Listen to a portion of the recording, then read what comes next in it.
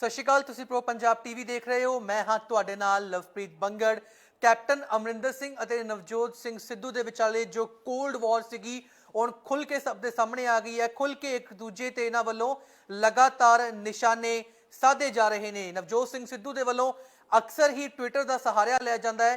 Captain Amarinder Singh ਤੇ ਨਿਸ਼ਾਨੇ ਸਾਧਣੇ ਹੋਣ ਜਾਂ ਆਪਣੀ ਕੋਈ ਗੱਲ ਉਹਨਾਂ ਦੇ ਵੱਲੋਂ ਰੱਖੀ ਜਾਣੀ ਹੋਵੇ, ਇਸ ਨੂੰ ਲੈ ਕੇ ਨਵਜੋਤ ਸਿੰਘ ਸਿੱਧੂ ਅਕਸਰ ਹੀ ਟਵਿੱਟਰ ਦਾ ਸਹਾਰਾ ਲੈਂਦੇ ਨੇ। ਅਤੇ ਅੱਜ ਸਵੇਰੇ ਹੀ ਨਵਜੋਤ ਸਿੰਘ ਸਿੱਧੂ ਨੇ ਟਵਿੱਟਰ ਤੇ ਆਪਣੇ ਟਵੀਟਸ ਦੀ ਨੇਰੀ ਲਿਆ ਦਿੱਤੀ ਹੈ। 3 ਟਵੀਟ ਉਹਨਾਂ ਦੇ ਵੱਲੋਂ ਕੀਤੇ ਗਏ ਨੇ, ਜਿਸ ਦੇ ਵਿੱਚ ਉਹਨਾਂ ਨੇ ਕਈ ਵੱਡੇ ਸਵਾਲ ਖੜੇ ਕੀਤੇ ਨੇ, ਕਈਆਂ ਤੇ ਨਿਸ਼ਾਨੇ ਸਾਧੇ ਨੇ। ਇੱਕ ਇੱਕ ਕਰਕੇ ਤੁਹਾਨੂੰ ਦੱਸਾਂਗੇ ਕੀ ਟਵੀਟ ਕੀਤਾ ਗਿਆ ਹੈ। ਨਵਜੋਤ ਸਿੰਘ ਸਿੱਧੂ ਦੇ ਵੱਲੋਂ ਸਭ ਤੋਂ ਪਹਿਲਾਂ ਟਵੀਟ ਕੀਤਾ ਗਿਆ, ਜਿਸ ਦੇ ਵਿੱਚ ਉਹ ਲਿਖਦੇ ਨੇ, democracy means the development must reach the poorest of the poor. यानी कि लोकतंत्र का यह मतलब होता है कि जो डेवलपमेंट है वो गरीब तो भी गरीब इंसान तक पहुंचे, यानी कि उसकी जिंदगी दे विच भी बदलाव आना चाहिए है। लेकिन yet when public education failed people chose private, public health care failed people bought health insurance, drinking water deteriorated, RO and billions dollar bottled water industry flourished. वो ये कह रहे हैं कि जदों पब्लिक एजुकेशन सिस्टम फेल हो जाता है तो लोग मजबूरी दे विच प्राइवेट सैक्टर का रुख करते हैं। असीं जानते हैं कि अजकल हर शख्स ये सोचता है कि वह भावें आर्थिक तौर पर इन्ना मजबूत ना भी होवे, पर उसकी एक कोशिश होंदी है कि अपने बच्चों नूं किसी चंगे प्राइवेट स्कूल दे विच पढ़ाए, भावें उसके लिए उसनूं अपने सुपनियां दा भी कतल क्यों ना करना पए। हैल्थ केयर सैक्टर साडे देश दे विच किस तरीके दे नाल चरमरा गया है, असीं सारे देखदे हां। इसे नूं लैके नवजोत सिंह सिद्धू ने सवाल चुके ने कि जदों public health care sector fail हो जाता है तो लोगों को मजबूरी दे विच प्राइवेट का रुख करना पैंदा है, हैल्थ इंश्योरेंस लैने पैंदे ने। जदों पानी दा है, पानी की क्वालिटी घटदी है तो लोग आरओ यानी कि आरओ फिल्टर खरीदते हैं। कॉरपोरेट्स नूं किस तरीके दे नाल उहदा फायदा हुंदा है। पानी भी जो है वो बोतलों के विच बंद होके विकना शुरू हो जाता है इस नाम ते कि यह फिल्टर्ड पानी है। उस तो बाद दूजा ट्वीट उस सिलसिले दे विच दूजा ट्वीट बैक टू बैक करते हैं, air got polluted, those who could bought air purifiers, now queues and stress of government hospitals becomes the reality of private hospitals too. We must rethink and reinvent, if not now then when. We must work to rebuild the welfare state for the benefit of all. Welfare state ਦਾ ਜ਼ਿਕਰ ਉਹਨਾਂ ਨੇ ਕੀਤਾ ਹੈ। ਉਹਨਾਂ ਨੇ ਇਹ ਗੱਲ ਕਹੀ ਹੈ ਕਿ ਪਹਿਲਾਂ ਜੋ ਦੇਖਿਆ ਜਾਂਦਾ ਸੀਗਾ ਕਿ ਲੋਕ ਜਦੋਂ ਸਰਕਾਰੀ ਇਨਫਰਾਸਟ੍ਰਕਚਰ ਵਧੀਆ ਨਹੀਂ ਹੁੰਦਾ ਸੀਗਾ, ਸਰਕਾਰੀ ਹੈਲਥ ਕੇਅਰ ਸਟਰਕਚਰ ਖਰਾਬ ਸੀ ਤਾਂ ਲੋਕ ਪ੍ਰਾਈਵੇਟ ਦਾ ਰੁਖ ਕਰਦੇ ਸੀਗੇ। ਪਰ ਹੁਣ ਹਾਲਾਤ ਇਹ ਹੋ ਗਏ ਨੇ ਕਿ ਪ੍ਰਾਈਵੇਟ ਹਸਪਤਾਲਾਂ ਦੇ ਬਾਹਰ ਵੀ ਲੋਕਾਂ ਦੀਆਂ ਲੰਬੀਆਂ ਕਤਾਰਾਂ ਲੱਗੀਆਂ ਹੋਈਆਂ ਨੇ। ਲੋਕ ਪਰੇਸ਼ਾਨ ਨੇ, ਖੱਜਲ ਖਵਾਰ ਹੋ ਰਹੇ ਨੇ। ਜਿਹੋ ਜਿਹੀ ਤਸਵੀਰ ਅਕਸਰ ਅਸੀਂ ਸਰਕਾਰੀ ਹਸਪਤਾਲਾਂ ਦੇ ਬਾਹਰ ਦੇਖਦੇ ਹਾਂ। ਉਹਨਾਂ ਨੇ ਇਹ ਮੰਗ ਕੀਤੀ ਹੈ कि इस पूरे स्ट्रक्चर ਨੂੰ ਇੱਕ ਦੁਬਾਰਾ ਇਸ ਦੇ ਬਾਰੇ ਸੋਚਣਾ ਚਾਹੀਦਾ ਹੈ, ਇਸ ਦੇ ਬਾਰੇ ਸੋਚ ਵਿਚਾਰ ਕਰਨਾ ਚਾਹੀਦਾ ਹੈ ਅਤੇ ਵੈਲਫੇਅਰ ਸਟੇਟ ਜੋ ਹੈ ਉਹ ਕਿਵੇਂ ਬਣੇ ਉਸ ਦੇ ਬਾਰੇ ਵਿਚਾਰ ਕਰਨਾ ਚਾਹੀਦਾ ਹੈ। ਇਸ ਤੋਂ ਅੱਗੇ ਉਹ ਲਿਖਦੇ ਨੇ, spirit of the constitution resonates that the power of the people must return to the people. It can't be mortgaged to the chosen few. Commercial viability cannot dictate pro people policies. People's taxes must return to the people for their welfare. ਉਹ ਇਹ ਗੱਲ ਕਹਿੰਦੇ ਨੇ ਕਿ ਕੁਝ ਚੁਣੇ ਹੋਏ ਲੋਕਾਂ ਦੇ ਹੱਥ ਦੇ ਵਿੱਚ ਪਾਵਰ ਨਹੀਂ ਹੋਣੀ ਚਾਹੀਦੀ। ਲੋਕਾਂ ਦਾ ਜੋ ਟੈਕਸ ਪੇਅਰਸ ਦਾ ਪੈਸਾ ਹੈ ਉਹ ਲੋਕਾਂ ਦੇ ਭਲੇ ਦੇ ਲਈ ਹੀ ਇਸਤੇਮਾਲ ਹੋਣਾ ਚਾਹੀਦਾ ਹੈ।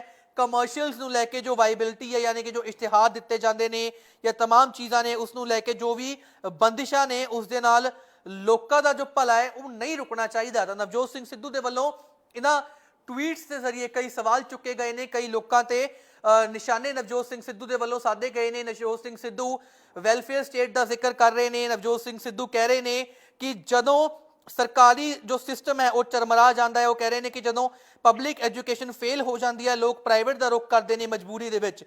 जदों पब्लिक हैल्थ केयर खत्म हो जाता है लोग मजबूरी दे विच इंश्योरेंस लेंदे ने। जदों पानी पीण लायक नहीं बचता तो बिलियंस ऑफ डॉलर का एक बिजनेस खड़ा होंदा है।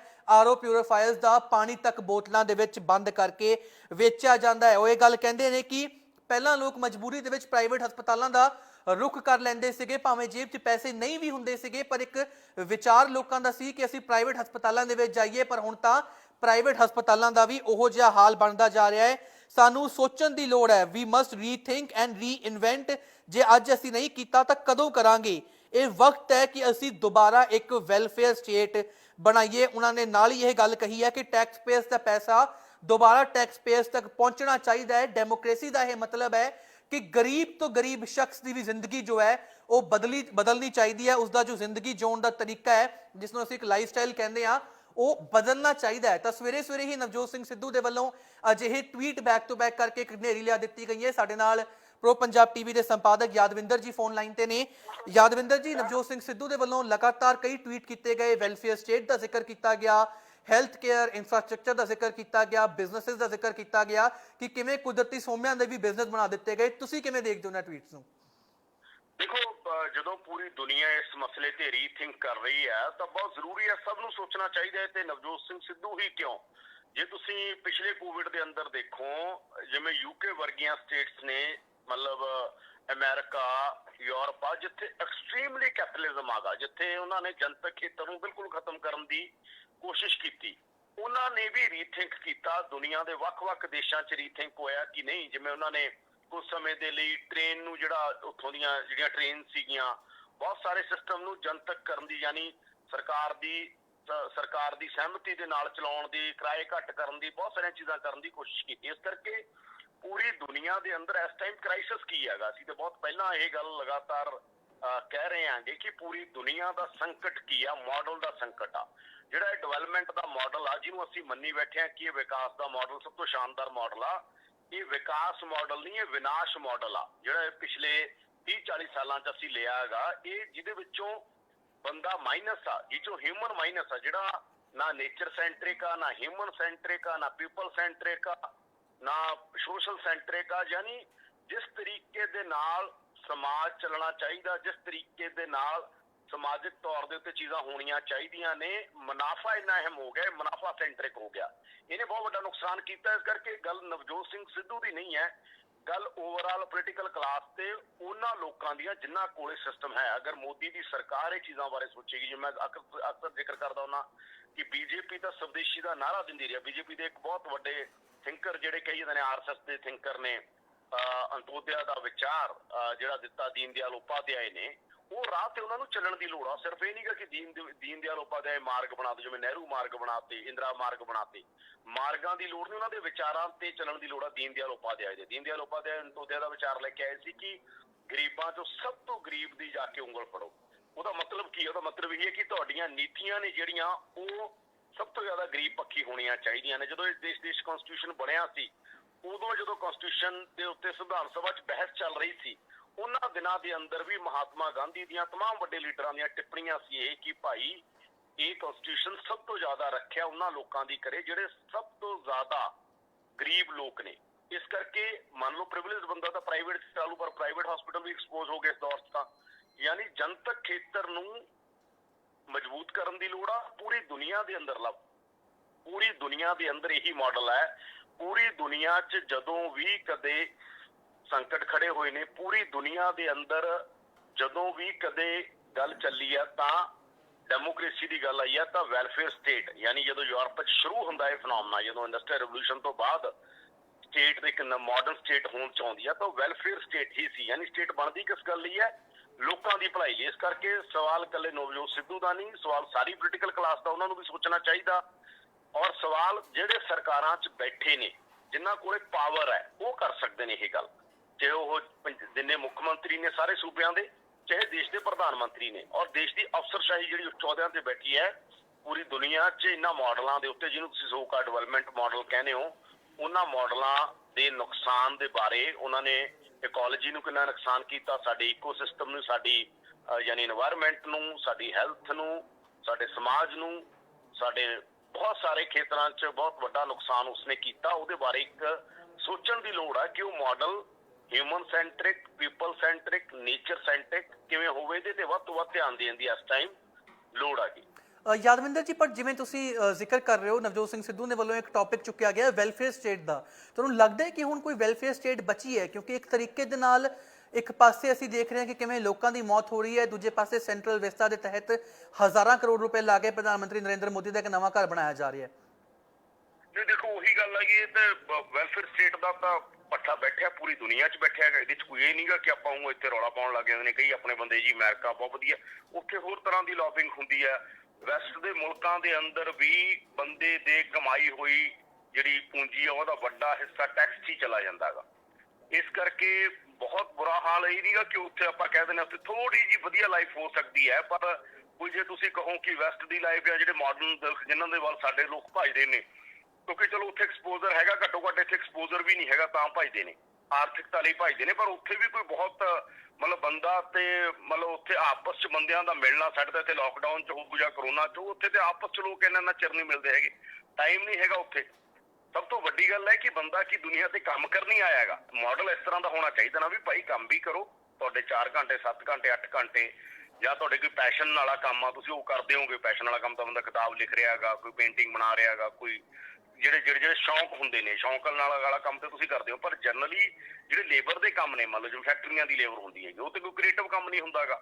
ਉੱਥੇ ਤਾਂ ਚੀਜ਼ਾਂ ਨਿਸ਼ਚਿਤ ਹੋਣੀਆਂ ਚਾਹੀਦੀਆਂ ਨੇ, ਪਰ ਕਿਉਂਕਿ ਕੈਪੀਟਲਿਜ਼ਮ ਦੇ ਅੰਦਰ ਇਹ ਚੀਜ਼ਾਂ ਉਸ ਤਰੀਕੇ ਨਾਲ ਹੁੰਦੀਆਂ ਨੇ ਤੇ ਉਹਦੇ 'ਚ ਸਾਡੀ ਸਮਾਜਿਕਤਾ ਸਾਡਾ ਸੱਭਿਆਚਾਰ ਕਿਤੇ ਉੱਡ ਜਾਂਦਾ, ਉਹ ਸਾਰਾ ਕੁਝ ਰਹਿੰਦਾ ਹੀ ਨਹੀਂਗਾ।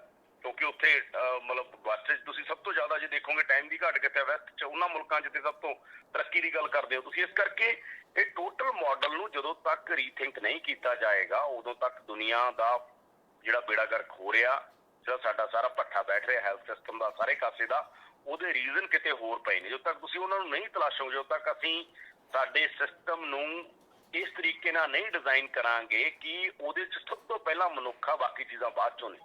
ਪਰ ਇੱਥੇ ਸਭ ਤੋਂ ਪਹਿਲਾਂ ਮੁਨਾਫਾ, ਉਸ ਕਰਕੇ ਨੁਕਸਾਨ ਹੋ ਰਿਹਾ। ਪ੍ਰਾਈਵੇਟ ਹੈਲਥ 'ਚ, ਪ੍ਰਾਈਵੇਟ ਐਜੂਕੇਸ਼ਨ 'ਚ ਕੀ ਹੋ ਰਿਹਾ ਹੈਗਾ, ਉਹੀ ਹੋ ਰਿਹਾ ਜਦੋਂ ਇਕੱਲੇ ਮੁਨਾਫੇ ਦੀ। ਅਸੀਂ ਵਾਰ-ਵਾਰ ਜ਼ਿਕਰ ਇਸੇ ਕਰਕੇ ਕਰਦੇ ਹਾਂ, ਗੱਲ ਇਹ ਨਹੀਂ ਕਿ ਪ੍ਰਾਈਵੇਟ ਪਲੇਅਰ ਆ ਜਾਣਗੇ, ਪ੍ਰਾਈਵੇਟ ਪਲੇਅਰ ਆ ਜਾਣ, ਪਰ ਉਹਦੇ ਤੇ ਸਰਕਾਰਾਂ ਦੀ ਜਿਹੜੀ ਰੈਗੂਲੇਸ਼ਨ ਆ, ਰੈਗੂਲੇਟਰ ਅਥਾਰਟੀਆਂ ਨੇ, ਉਹ ਪ੍ਰੈਕਟੀਕਲੀ ਕੰਮ ਕਰਨ। ਉਹ ਹੈਲਥ ਦੇ ਖੇਤਰ ਨੂੰ, ਸਾਰੇ ਖੇਤਰਾਂ ਨੂੰ ਅਗਰ ਦੇਖਣਾ, ਉਹ ਵੱਧ ਤੋਂ ਵੱਧ ਜਨਤਕ ਖੇਤਰ 'ਚ ਨਿਵੇਸ਼ ਦੀ ਲੋੜ ਆ। ਜਿਹੜਾ ਖਤਮ ਕਰਤਾ, ਸਾਡੀ ਰੋਡਵੇਜ਼ ਖਤਮ ਕਰਤੀ, ਸਾਡਾ ਹੈਲਥ ਸਿਸਟਮ ਸਰਕਾਰੀ ਖਤਮ ਹੋ ਰਿਹਾ, ਸਾਡੇ ਸਰਕਾਰੀ ਸਕੂਲ ਖਤਮ ਹੋ ਰਿਹਾ, ਉਸ ਤਰੀਕੇ ਨਾਲ ਜਿਸ ਤਰੀਕੇ ਨਾਲ ਹੋਣੇ ਚਾਹੀਦੇ ਨੇ। ਇਹ ਨਹੀਂ ਕਿ ਉਹਨਾਂ 'ਚ ਨਹੀਂ ਹੋ ਰਿਹਾ, ਪਰ ਵੱਧ ਤੋਂ ਵੱਧ ਨਿਵੇਸ਼, ਵੱਧ ਤੋਂ ਵੱਧ ਉਹਨਾਂ ਨੂੰ ਸਟਰੋਂਗ। ਕਿਉਂ ਮੈਂ ਕਹਾਂਗਾ ਕਿ ਇੱਕ ਮਾਸਟਰ ਵੀ ਆਪਦੇ ਬੱਚੇ ਨੂੰ ਸਰਕਾਰੀ ਸਕੂਲ 'ਚ ਨਹੀਂ ਪੜ੍ਹਾਉਂਦਾ। ਕਿਉਂ ਨਹੀਂ ਪੜ੍ਹਾਉਂਦਾ? ਜਿਹੜਾ ਟੀਚਰ ਹੈ, ਟੀਚਰ ਸਰਕਾਰੀ ਟੀਚਰ ਆਪਣੇ ਬੱਚੇ ਨੂੰ ਸਰਕਾਰੀ ਸਕੂਲ 'ਚ ਨਹੀਂ ਪੜ੍ਹਾਉਂਦਾ। ਐਡੀ ਬੇਵਿਸ਼ਵਾਸੀ ਜੇ ਬੇਭਰੋਸਗੀ ਟੀਚਰ 'ਚ ਹੈ ਤਾਂ ਦੂਜਿਆਂ 'ਚ ਕੀ ਹੋਊ? ਵਿਚਾਰਿਆਂ 'ਚ ਉਹ ਵੀ ਪ੍ਰਾਈਵੇਟ ਤੋਰਨ ਲੱਗ ਜਾਂਦੇ ਨੇ। ਇਸ ਕਰਕੇ ਕਿਉਂਕਿ ਉਹ ਸਕੂਲ ਨੂੰ ਉਸ ਤਰੀਕੇ ਦੀਆਂ ਸਹੂਲਤਾਂ ਨਹੀਂ, ਕਿਉਂਕਿ ਉਹ ਸਕੂਲ ਉਸ ਤਰੀਕੇ ਨਾਲ ਡਿਜ਼ਾਈਨ ਨਹੀਂ ਕੀਤਾ ਗਿਆ। ਜੇ ਕੀਤਾ ਗਿਆ ਹੋਵੇ ਤਾਂ ਜੇ ਮਾਸਟਰ ਵੀ ਉੱਥੇ ਪੜ੍ਹਾਉਣ, ਜ਼ਰੂਰੀ ਕਰ ਦੇਣ ਪ੍ਰਿੰਸੀਪਲ ਦਾ ਬੱਚਾ ਵੀ ਉੱਥੇ ਪੜ੍ਹੇ ਤਾਂ ਬਾਕੀਆਂ ਦੇ ਪੜ੍ਹਨਾ। ਵੈਸਟ ਦੇ ਅੰਦਰ ਤਾਂ ਪ੍ਰਾਈਮ ਮਿਨਿਸਟਰ ਦਾ ਬੱਚਾ ਵੀ ਉੱਥੇ ਪੜ੍ਹ ਰਿਹਾ ਹੁੰਦਾ ਤੇ ਦੂਸਰੇ ਦਾ ਵੀ ਪੜ੍ਹ ਰਿਹਾ ਹੁੰਦਾ। ਇਲਾਹਾਬਾਦ ਹਾਈ ਕੋਰਟ ਦੀ ਜਜਮੈਂਟ ਆਈ ਪਿਛਲੇ ਦੌਰ ਦੇ ਅੰਦਰ, ਇਲਾਹਾਬਾਦ ਹਾਈ ਕੋਰਟ ਨੇ ਕਿਹਾ ਕਿ ਭਾਈ ਕਿਉਂ ਨਹੀਂ ਕਿਸੇ ਮੁੱਖ ਮੰਤਰੀ ਦਾ ਬੱਚਾ ਤੇ ਕਿਤੇ ਗਰੀਬ ਦਾ ਬੱਚਾ ਇੱਕ ਉਦਾਂ ਦੇ ਪੜ੍ਹ ਸਕਦਾ। ਇਸ ਕਰਕੇ ਸਾਰੀਆਂ ਚੀਜ਼ਾਂ ਦੇ ਉੱਤੇ ਜਦੋਂ ਤੱਕ ਦੇਸ਼ 'ਚ ਇੱਕ ਵੱਡਾ ਮੰਥਨ ਨਹੀਂ ਹੋਊਗਾ, ਦੇਸ਼ 'ਚ ਇੱਕ ਵੱਡੀ ਚਰਚਾ ਨਹੀਂ ਹੋਊਗੀ, ਇੱਕ ਖੁੱਲੀ ਬਹਿਸ, ਰਾਜਨੀਤੀ ਕਰਨ ਦਾ ਮਤਲਬ ਹੀ ਨਹੀਂ ਰਾਜਨੀਤੀ ਕਰੀ ਜਾਓ, ਸਟੇਟਮੈਂਟਾਂ ਦੀ ਜਾਓ। ਸਿੱਧੂ ਨੇ ਕੈਪਟਨ ਦੇ ਦਿੱਤੀ, ਕੈਪਟਨ ਨੇ ਸਿੱਧੂ ਤੇ ਦਿੱਤੀ, ਬਾਦਲ ਨੇ ਕੈਪਟਨ ਦੇ ਦਿੱਤੀ, ਕੈਪਟਨ ਨੇ ਬਾਦਲ ਦਿੱਤੀ, ਕੇਜਰੀਵਾਲ ਨੇ ਦੋਵਾਂ ਤੇ ਦਿੱਤੀ, ਦੋਵਾਂ ਨੇ ਕੇਜਰੀਵਾਲ ਦੇ ਖਿਲਾਫ ਦਿੱਤੀ। ਇਹ ਰਾਜਨੀਤੀ ਨਹੀਂ ਆ। ਰਾਜਨੀਤੀ ਦਾ ਮਤਲਬ ਰਾਜ ਨੂੰ ਚਲਾਉਣ ਦੀ ਉਹ ਨੀਤੀ, ਉਹਨਾਂ ਕੋਲੇ ਉਹ ਵਿਜ਼ਨ ਹੋਣਾ ਚਾਹੀਦਾ, ਭਾਈ ਅਸੀਂ ਰਾਜ ਨੂੰ ਠੀਕ ਕਿਵੇਂ ਕਰਨਾ। ਪਰ ਆਪਾਂ ਨੂੰ ਪਤਾ ਜਿਹੜਾ ਆਪਾਂ ਅਕਸਰ ਗੱਲ ਕਰਦੇ ਆ, ਗੱਲ ਤੇ 24 ਘੰਟੇ ਰਾਜਨੀਤੀ 'ਚ ਹੁਣ ਹੋਏ ਗਈ। ਸਾਰੀ ਰਾਜਨੀਤੀ 'ਚ ਹੀ ਕਹਿਣਾ ਮੈਂ ਕਿ ਤੁਹਾਡਾ ਕਿੱਥੇ ਪ੍ਰੋਜੈਕਟ ਆ ਰਿਹਾ, ਕਿੱਥੇ ਤੁਹਾਡੇ ਹਿੱਸੇ ਨੇ, ਅਫਸਰਾਂ ਦਾ ਕਿੰਨਾ ਹਿੱਸਾ, MLA ਦਾ ਕਿੰਨਾ ਹਿੱਸਾ, ਹਲਕਾ ਇੰਚਾਰਜ ਦਾ ਕਿੰਨਾ ਹਿੱਸਾ, ਕਲਰਕ ਦਾ ਕਿੰਨਾ ਹਿੱਸਾ, ਉੱਪਰੋਂ ਲੈ ਕੇ ਥੱਲੇ ਤੱਕ ਹਿੱਸੇ ਵੰਡੇ ਹੋਏ ਨੇ। ਉਸ ਕਰਕੇ ਸਾਰਾ ਨੁਕਸਾਨ ਹੋ ਰਿਹਾ ਹੈਗਾ। ਉਹਦੇ ਤੇ ਕਦੇ ਧਿਆਨ ਨਹੀਂ ਦਿੱਤਾ ਜਾਂਦਾ। ਉਸ ਤਰ੍ਹਾਂ ਦੀ ਕਰਪਸ਼ਨ ਚਾਹੇ ਸਿਸਟਮ ਦੇ ਅੰਦਰ ਅਸੀਂ ਦੇਖਦੇ ਹਾਂ, ਕਰਪਸ਼ਨ ਇੱਕ ਨਾ ਜਿਵੇਂ ਇਨਬਿਲਟ ਹੁੰਦੀਆਂ ਆ, ਪਰ ਇਹ 'ਚ ਸੁਧਾਰ ਕੀਤਾ ਜਾ ਸਕਦਾ ਹੈ ਜੇ ਕਿਸੇ 'ਚ ਵਿਲ ਪਾਵਰ ਹੋਵੇ, ਕਿਸੇ ਪ੍ਰਾਈਮ ਮਿਨਿਸਟਰ 'ਚ ਵਿਲ ਪਾਵਰ ਹੋਵੇ, ਕਿਸੇ ਚੀਫ ਮਿਨਿਸਟਰ 'ਚ ਵਿਲ ਪਾਵਰ ਹੋਵੇ। ਚੀਜ਼ਾਂ ਬਹੁਤ ਠੀਕ ਕੀਤੀਆਂ ਨੇ। ਪੂਰਨ ਠੀਕ ਅਸੀਂ ਮੰਨਦੇ ਹਾਂ, ਬੰਦੇ ਹੀ ਹੁੰਦਾ, ਸਾਰੀਆਂ ਚੀਜ਼ਾਂ ਥੱਲੇ ਵੀ ਬੰਦੇ ਹੀ ਨੇ, ਬੰਦੇ ਦੀ ਫਿਤਰਤ ਬਾਰੇ ਸਾਰੇ ਜਾਣਦੇ ਨੇ। ਪੂਰਨ ਤੌਰ ਤੇ ਕੁਝ ਵੀ ਠੀਕ ਨਹੀਂ ਕਦੇ ਹੁੰਦਾ, ਚੱਲਦਾ ਹੀ ਰਹਿੰਦਾ ਹੁੰਦਾ, ਪਰ ਬਹੁਤ ਵੱਡਾ ਹਿੱਸਾ ਤੁਸੀਂ ਸੁਧਾਰ ਸਕਦੇ ਹੋ, ਠੀਕ ਕਰ ਸਕਦੇ ਹੋ। ਬੇहद ਧੰਨਵਾਦ ਯਾਦਵਿੰਦਰ ਜੀ। ਤਾਂ ਅਸੀਂ ਪ੍ਰੋ ਪੰਜਾਬ ਟੀਵੀ ਦੇ ਸੰਪਾਦਕ ਯਾਦਵਿੰਦਰ ਜੀ ਦੇ ਨਾਲ ਗੱਲਬਾਤ ਕਰ ਰਹੇ ਸੀਗੇ, ਜਿਨ੍ਹਾਂ ਨੇ ਇਹ ਜ਼ਿਕਰ ਕੀਤਾ ਹੈ ਕਿ ਇਹ ਮਸਲਾ ਸਿਰਫ ਨਵਜੋਤ ਸਿੰਘ ਸਿੱਧੂ ਦਾ ਨਹੀਂ ਹੈ, ਜੋ ਸਾਡਾ ਇੱਕ ਡਿਵੈਲਪਮੈਂਟ ਦਾ ਮਾਡਲ ਹੈ ਜਿਸ ਤੇ ਅਸੀਂ ਆਪਣੀ ਆਉਣ ਵਾਲੀ ਪੀੜ੍ਹੀ ਨੂੰ ਤਿਆਰ ਕਰ ਰਹੇ ਹਾਂ। ਜੋ ਸਾਡਾ ਇੱਕ ਡਿਵੈਲਪਮੈਂਟ ਦਾ ਮਾਡਲ ਹੈ ਉਸ ਤੇ ਕਿਤੇ ਨਾ ਕਿਤੇ ਸਾਨੂੰ ਇੱਕ ਰੀਥਿੰਕ ਕਰਨ ਦੀ ਲੋੜ ਹੈ। ਇਹ ਸਿਰਫ ਸਿਆਸਤ ਦਾ ਮਸਲਾ ਨਹੀਂ ਹੈ। ਇਸ ਪੂਰੇ ਮਸਲੇ ਨੂੰ ਲੈ ਕੇ ਇੱਕ ਵਾਰ ਗੰਭੀਰਤਾ ਦੇ ਨਾਲ ਸੋਚ ਵਿਚਾਰ ਕਰਨ ਦੀ ਜ਼ਰੂਰਤ ਹੈ। ਤੁਸੀਂ ਅਜਿਹੀਆਂ ਤਮਾਮ ਖਬਰਾਂ ਤੇ ਤਮਾਮ ਵੱਡੀਆਂ ਅਪਡੇਟਸ ਦੇ ਲਈ ਜੁੜੇ ਰਹੋ ਪ੍ਰੋ ਪੰਜਾਬ ਟੀਵੀ ਦੇ ਨਾਲ।